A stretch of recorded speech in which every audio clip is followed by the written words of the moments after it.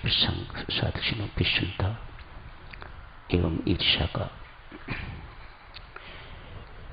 ईर्ष्या से तो आप सब परिचित हैं। विषमता शब्द से शायद कम। विषमता का अर्थ है साधुजनों, बढ़ा चढ़ा की बात की जाए उसे विषमता कहते हैं। दुर्गुण भी हो सकते हैं तो उसे चुगली कहा जाता है, और यदि कोई गुण है तो उन्हें बढ़ा चढ़ा के बताया जाए तो उसे चापलूसी कहा जाता है।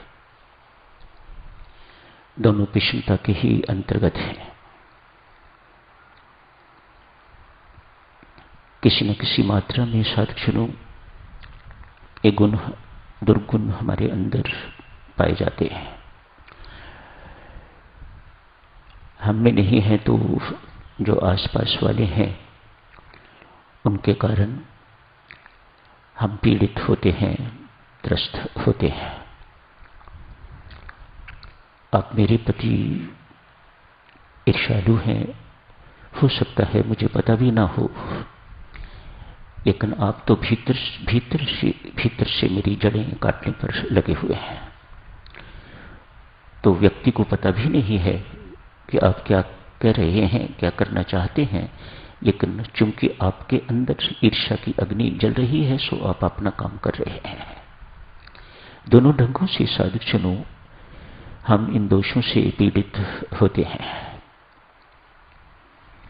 शारीरिक रोग जितने भी हैं भक्तजनों, उन सब का बोध साधक को स्वयं पता लगता है। जो भी कोई रोगी है, साधक है असाधक है, सिर दर्द हुई स्वयं को पीड़ा महसूस होती है, पेट दर्द हुई, गुर्दे की दर्द हुई, बुखार हुआ, कमजोरी है, इन सब चीजों का स्वयं महसूस होता है। ये दुर्गुण ऐसे हैं जिन्हें आध्यात्मिक दुर्गुण कहा जाता है। ये दुर्गुण ऐसे हैं इनका स्वयं को पता नहीं चलता। ये हमेशा दूसरों में दिखाई देते हैं, अपने में बहुत कम। ये सहायता लेनी चाहिए गुरु से, वह बताएगा। उसके सिवा ये काम और कोई नहीं कर सकता, और इस सहायता के लिए कोई ग्राहक ही नहीं है। ये सहायता कोई नहीं चाहता। कोई आए या अपना दुर्गुण बताए या पूछे कि मेरे अंदर क्या क्या कमियां हैं जिनके कारण मेरी साधना प्रगतिशील नहीं हो रही, आगे नहीं बढ़ रही। इन बात का माता कोई ग्राहक नहीं है। आप सब इन बातों से परिचित हो, मैं क्या इनका कहूं। ये दोष अभिमान लीजिए, ईर्ष्या लीजिए, दूसरों में दिखाई देते हैं, अपने में नहीं। स्वयं तो हम सदा निर्दोष हैं। हमारे अंदर किसी प्रकार का दुर्गुण नहीं है, दिखाई नहीं देता। हंसी की बात एक सुनाता हूं देवी सज्जनों। एक कथावाचक, आज मुंबई की बात है, एक कथावाचक कथा समाप्त करके तो गाड़ी के पास आके खड़े हो गए हैं। सेठ भी पास ही हैं, जिनकी गाड़ी में कथावाचक को उनके घर जाना है। सेठ कहते हैं कथावाचक से, महाराज इंतजार करें, कुंभकर्ण आ जाए तो फिर चलते हैं। अपनी पत्नी की ओर संकेत करके कह रहे हैं कुंभकर्ण आ जाए तो फिर चलते हैं। कथावाचक ने सुन लिया।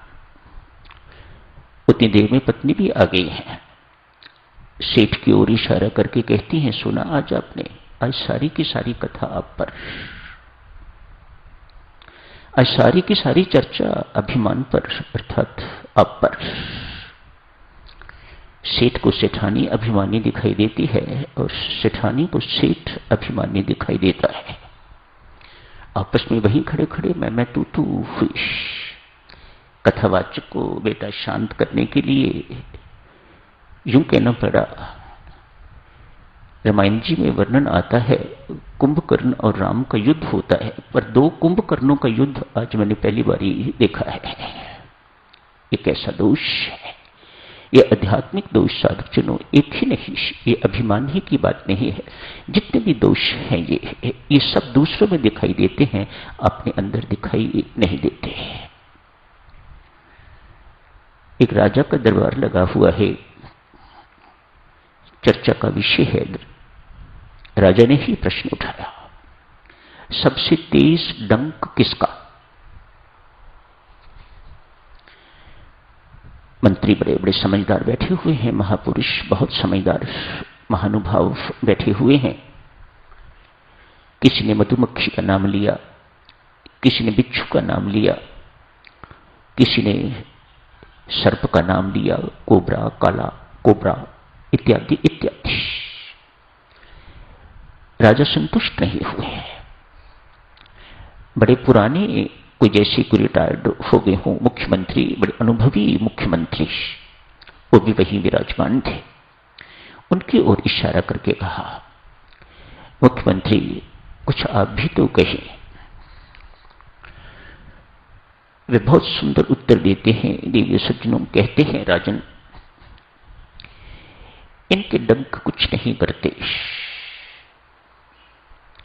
आदमी का डंक सबसे ज्यादा पीड़ा देने वाला है। आपने यही पूछा ना कि सबसे डंक किसका ज्यादा खतरनाक है, तो मैं आपको कहता हूं मनुष्य का डंक सबसे ज्यादा खतरनाक है। कौन सा मनुष्य? हर एक नहीं। जिसके अंदर ईर्ष्या की अग्नि जल रही है, वह उसका डंक पता भी नहीं लगने देता।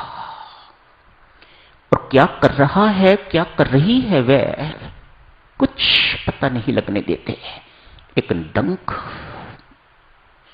चल रहा है।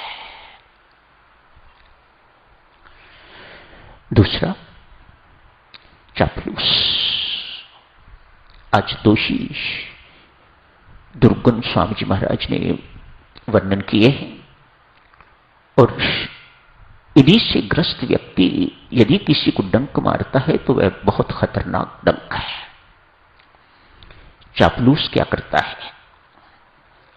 आपके गुण कब होते हुए अधिक बखान करता है। आपकी दृष्टि कभी दुर्गुणों पर पड़ने नहीं देता। कैसा गहरा डंक है ये। मानो वह व्यक्ति जिसकी ये चापलूसी कर रहा है, वह कम से कम इस जीवन में तो बेटा अपने दुर्गुण कभी दूर नहीं कर सकेगा। इससे बड़ा डंक खतरनाक और कौन हो सकता है। संत महात्मा समझाते हैं, इन दो डंक मारने वाले व्यक्तियों से बचाओ साधक।